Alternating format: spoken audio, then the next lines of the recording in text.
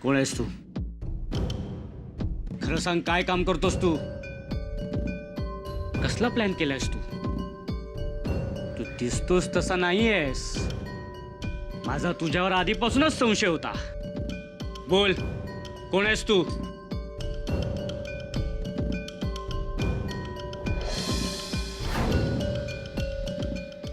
सांगतोस की काकू? काकू, याला आत्ताच्या आत्ता घरातून बाहेर काढ. तुला मी बोललो नव्हतो दाल में कुछ काला है? हा दिसतो तसा नाहीये. हा खतरनाक माणूस आहे हा. अरे हाकलो याला घरातून बाहेर आधी. चल निघितून चल. झालं तुझं बोलून? आज जा, खायला ठेवले ते गिळ. प्रत्येक गोष्टीत वाईट कसं रे दिसतं तुला? जरा चांगल्या नजरेने बघायला शिक ना. अरे तुझ्या सांगण्यावरून 3-4 जणांना इथून हाकलून लावलं मी. आता त्याच्या मागे लागू नकोस तू. जा आज, थांब थांब दर आणि जा. जरा पण त्याच्याकडे लक्ष देऊ नकोस. त्याचा स्वभाव असाच आहे. घे प्रसाद, घे तू पण. आणि नाश्ता करायला आत येतोस का इथे आणू? नाही नको, म्हणजे मी नंतर खाईन. काकू तू बस नाही 2 मिनिट. बस ग शांतपणे. बसून तुला एक गंमत दाखवतो. तू गंमत दाखव ना. तू बसून राहा ग 2 आज मिनिट. काम आहे रे, तो गेलाय 2 मिनिटं. काकू काय होणार? पण काय करतोय? बघ, तुझे डोळे जळजळतात ना, म्हणून हे आय ड्रॉप आणलंय मी. अरे अगं, पण हे डोळ्यात घातल्यानं खूप छान वाटतं. हं? अरे 2च मिनिटं. तू पण ना.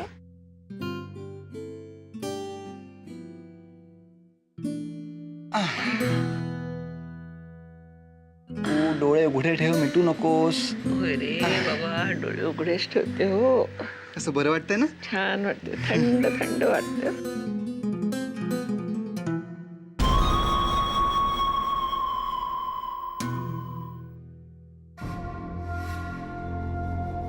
श्रावणी, उठ बाळा. आज जाऊन आराम कर. उठ उठ रे म्हणजे सोन्या, उठ आराम कर. हा,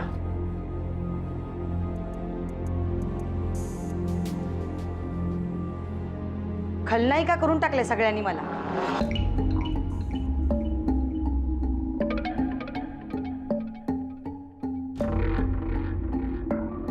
दुसऱ्यांची बदनामी कशी करायची हे तुला चांगलंच जमतं देवयानी. काकू, मी काय केलंय? सगळं करूनही नामानिराळी आहेस तू. काय गरज होती तुम्हाला तिला अशा अवस्थेमध्ये घरी आणायची? काकू, तू जर तिथे असतीस ना तर तुला कळलं असतं. तुम्हाला ना फक्त निमित्त हवंय. तिच्याबद्दल एवढंच वाटत असतं ना तर तिला परक्याच्या घरी झोपवली नसतील. गोदा काकू काही परक्या आहेत आपल्यासाठी? तुमच्यासाठी नसतील, माझ्यासाठी आहेत. आपलं आपलं म्हणून नेमका कसा काटा काढायचा हे फक्त तुझ्याकडनं शिकावं. झालं ना तुमच्या मनासारखं? खुश आहात ना? झालं तर मग. माझ्या मुलीचं आयुष्य उद्ध्वस्त व्हावं हीच इच्छा आहे ना तुमची?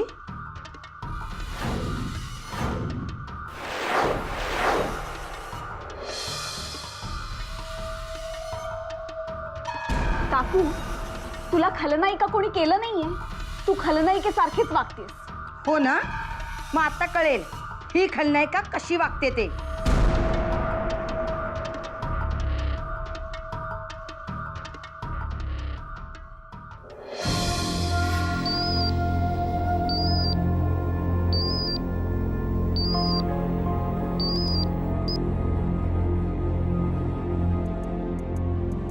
हॅलो.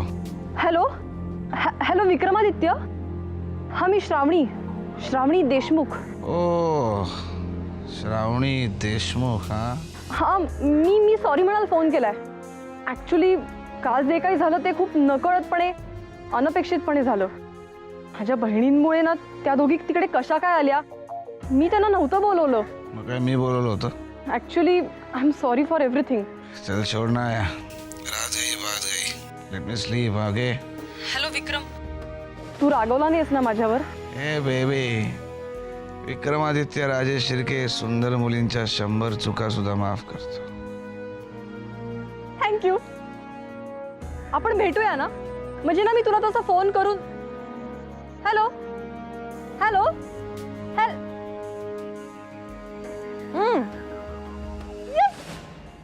त्यांनी मला माफ केलेलं आहे. यू साहित मुलं एक रात्र घराबाहेर राहिली तर दुसऱ्यांच्या घरातल्या मुली काय घराबाहेर राहत नाहीत? त्यांच्यावर काही संस्कार नसतात? हे घे लिंबू पाणी आहे. हलकं वाटेल जरा. पण नाही, माझी श्रावणी जरा का सापडली की सगळेजण अगदी तिच्या मागे हात धुवून लागतात. घे ना. सगळ्यांनी नुसताच तमाशा मांडून ठेवलाय घरामध्ये. अगं तुझ्या बाबांनी सुद्धा काही बोलायचं बाकी ठेवलं नाही. आता बोल. मॉम, उलटी करून करून चेहरा कसा झालाय बघ तुझा. हा, तब्येत खराब झालीये ना. लिंबू पाणी घे, मग बरं वाटेल. मॉम लिसन. हे बघ, मी तुझं काही ऐकणार नाही. मी तुला स्पष्टच सांगते, या घरात तुझी काळजी ज्यांना नाही ना त्यांना काय वाटेल याची काळजी तू करू नकोस. मॉम, हे बघ, मला ना तुझं काही ऐकत बसायला अजिबात वेळ नाहीये. मला लुक टेस्टसाठी बाहेर जायचं. मला फोन आलेला. लुक टेस्ट कुणासाठी? कुणासाठी? Raje Shirke chain of retail मॉलच्या मेन मॉडेलसाठी. मॉम, काहीही फायदा होणार नाही. मॉम, हे तू बोलतेस? तुझा माझ्यावर विश्वास नाहीये? तुझ्यावर विश्वास आहे ग माझा, पण तुझ्या दादूंनी काय तमाशा करून ठेवलाय ते ठाऊक आहे ना तुला. उद्या जरी तुझी निवड झाली ना तरी तुझ्या दादूंच्या पुण्याईने ते राजे शिर्के तुला घरी पाठवतील. Not at all mom. You know what, मी आता विक्रमादित्यशी फोनवर बोलले. तो माझ्यावर अजिबात रागवलेला नाहीये मॉम. आणि तो काय म्हणाला माहितीये? रात गई बात गई. वाव. मला एक कळत नाही, एवढ्या मोठ्या माणसांचा अपमान करायची काय गरज होती यांना? मिडल क्लास मेंटॅलिटीतून बाहेर पडतील तेव्हा कळतील ना यांना मोठी माणसं. यांचे ना नशीबच फुटकंय. मी तुला सांगते ना श्रावणी, जोपर्यंत आपण ह्यांच्या सोबत आहोत ना तोपर्यंत आपलं कधीच भलं होणार नाही. मॉम, म्हणूनच मी घरातून बाहेर पडायचं ठरवलंय. आणि ही त्याचीच सुरुवात आहे. तुझी स्वप्न बघून जीव तुटतो ग माझा. Maugham, just relax. आपली परिस्थिती आणि दादूंनी केलेला तमाशा सगळं विसरून जा. यु नो मॉम, दादू आणि श्रावणी देशमुख हे दोन्ही वेगवेगळे कॅरेक्टर्स आहेत. त्यामुळे दादूंनी काही करायचा प्रयत्न केला ना तरी मी जे ठरवलंय तेच मी करणार.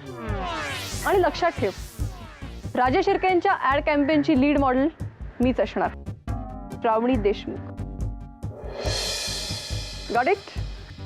बाय. गुणाची ग माझी श्रावती.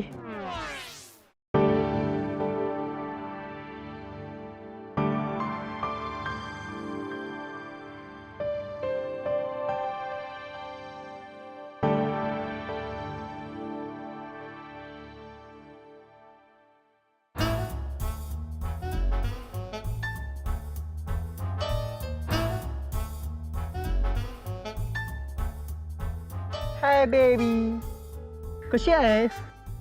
तू हे विचारायला मला इकडे बोलवलंय? काय झालं, एवढी का चिडलीस माझ्यावर? तू माझ्याशी चिटिंग केलीयस. काय? मी आणि चीटिंग? हो, मोंटाजवाल्यांनी मला लुक टेस्टसाठी बोलवलं होतं, पण माझे कॉस्ट्युम मेजरमेंट्स घेतले आणि मला परत पाठवलं. No makeup, no camera. How disgusting यार. काय सांगतेस? मेजरमेंट घेतले? काँग्रेट्स. बॉबी, तू काय म्हणतोयस? श्रावणी, तू किती नशीबवान आहेस. अगं, एवढ्या टफ कॉम्पिटिशनमध्ये शेवटच्या 15 जणांमध्ये निवड झाली तुझी, म्हणून तू अशी मेजरमेंट घेतली तुझी. आता फक्त लुक टेस्ट आणि सेलिब्रेशन. वाव बॉबी, माझी लुक टेस्ट कधी होणार? लवकर. पण एक प्रॉब्लेम आहे, शेवटच्या 15 जणांमध्ये तुझी निवड झाल्यामुळे 10,000 रुपये द्यावे लागतील.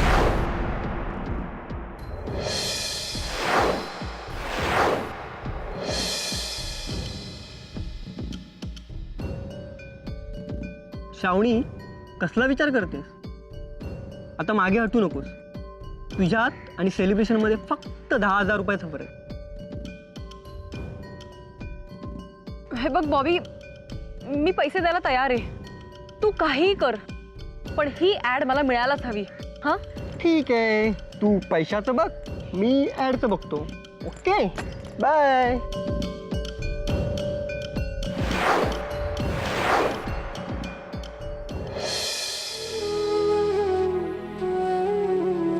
काहीतरी चुकलंय बाबा. कळत नाही, पण कुठेतरी कमी पडलो माझ्या प्रेमात. खरं तर तुम्ही माझ्यावर जे संस्कार केले तेच मी श्रावणीवर केले. तरी काय चुकलं माझं? देशमुख घराण्याला कलंक लावणारी मुलगी माझीच असं. यातून एवढं सिद्ध होतं ना की एक बाप म्हणून मी नालायक ठरलेलो आहे. मकरंद, उगीच स्वतःला नालायक वगैरे म्हणू नकोस.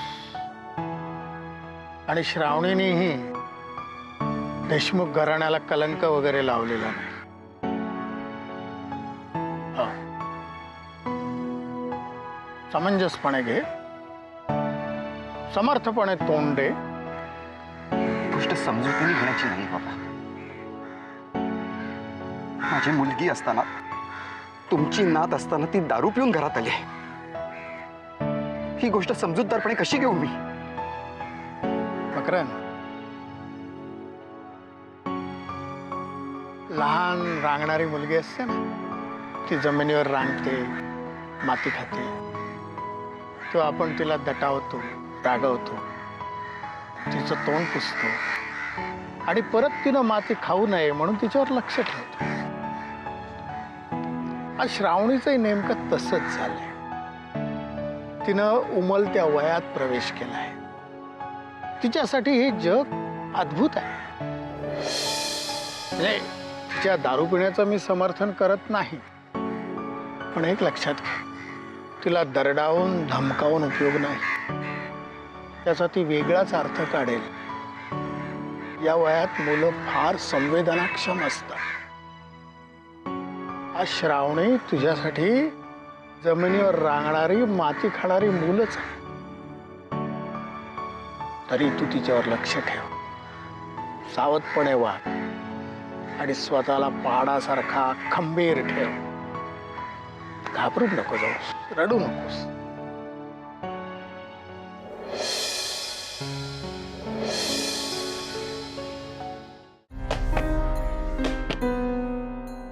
कसला विचार करतेस? कालच्या पार्टीचा. सोड ना देऊ, हे सगळं त्या मॅड श्रावणीमुळे झालंय. असं का बोलतेस? श्रावणी आपल्यापेक्षा वेगळी आहे का? हो, आहेच वेगळी. आपण तिच्यासारखं पार्ट्यांना किंवा पबमध्ये नाही जात आणि दुसऱ्या दिवशी येऊन उलट्या नाही करत. काल आपण गेलोच ना.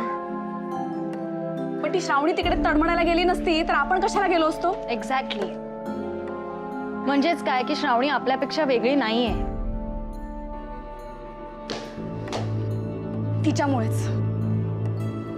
तिच्यामुळेच तो विक्रमादित्य दादूंना आणि आपल्या देशमुख घराण्याला वाटेल ते बोलू शकला. श्रावणीच्या वागण्याचा आपल्यालाच एवढा त्रास होतोय. काकाचा कधी विचार केलायस? पण ह्याला जबाबदार ती श्रावणीच आहे ना. नाही, श्रावणीचं फक्त इतकंच चुकतं की ती काकाच्या ऐवजी काकूच्या मनासारखं वागते. वा, ग्रेट आहेस तू. तू खरंच ग्रेट आहेस. काकूने त्या श्रावणीवरून तुझा एवढा अपमान केला तरी तू श्रावणीची बाजू कशी काय घेऊ शकतेस?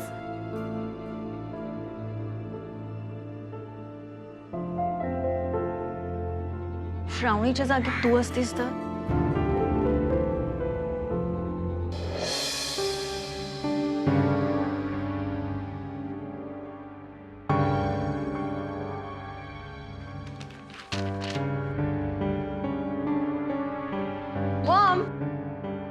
कुठे होतीस? मी तुझीच वाट बघत होते. काय झालं? मॉम, माझं फायनल 15 जणींमध्ये सिलेक्शन झालंय. काय सांगतेस का? माझं सोनं होते. मॉम, बॉबी असं म्हणाला की ज्यांचे कॉस्ट्युम मेजरमेंट्स घेतात ना त्यांचंच फक्त सिलेक्शन होतं 15 जणींमध्ये. म्हणजे आज फक्त कपड्यांचीच मापं घेतली? अगं पण तू म्हणत होतीस काहीतरी लुक टेस्ट वगैरे. मॉम, लुक टेस्ट नंतर होणार आहे, पण एक प्रॉब्लेम आहे मॉम. आता काय? अजून 10,000 रुपये लागणार आहेत. काय? हे बघ ना मॉम, हे बघ, लिसन. आपण आधी 40,000 रुपये भरले, त्यानंतर माझं 15 जणींमध्ये सिलेक्शन झालं. बॉबी असं म्हणाला की माझ्यात आणि सक्सेसमध्ये फक्त 10,000चं अंतर आहे. त्यानंतर फक्त सेलिब्रेशन मॉम. पण मॉम, हे तेव्हाच शक्य होईल जेव्हा 10,000 रुपये. 10,000 ते कुठून आणायचे ते मी बघते.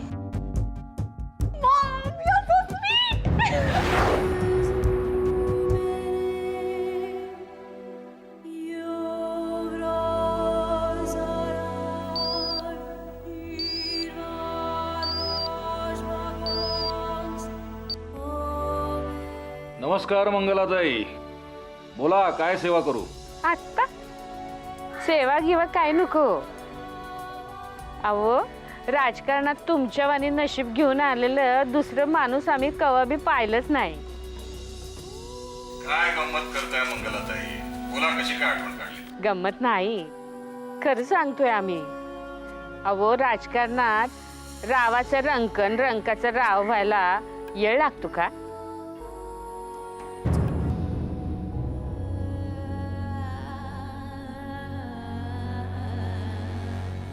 नक्की उलगडा करा मंगलाताई. आमचा रंक झालाय की राव?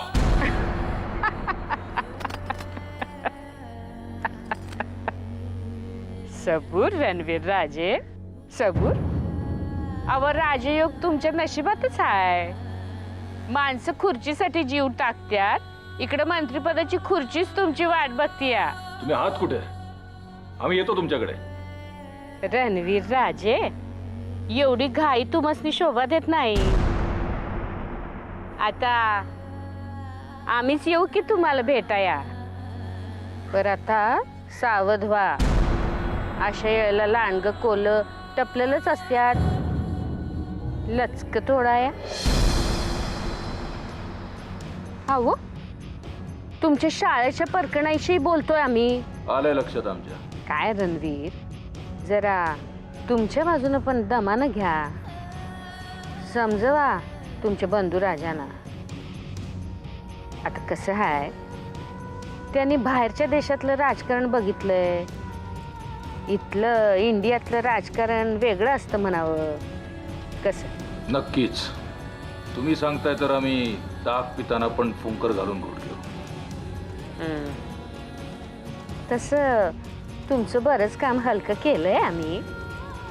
त्या डीवीला काय समजवायचं ते समजवलंय. आता या उपर त्याच्या डोसक्यात नाही शिरलं तर त्याचं नशीब काय. खरं आहे तुमचं. चला ठेवू का? तुम्ही सावध मात्र राहा रणवीर.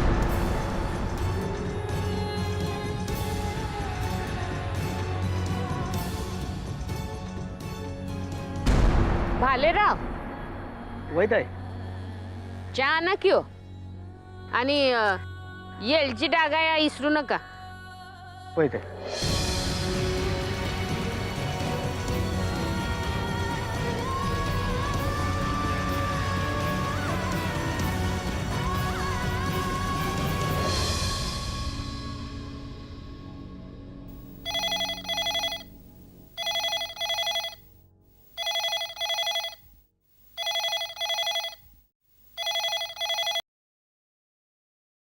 हॅलो.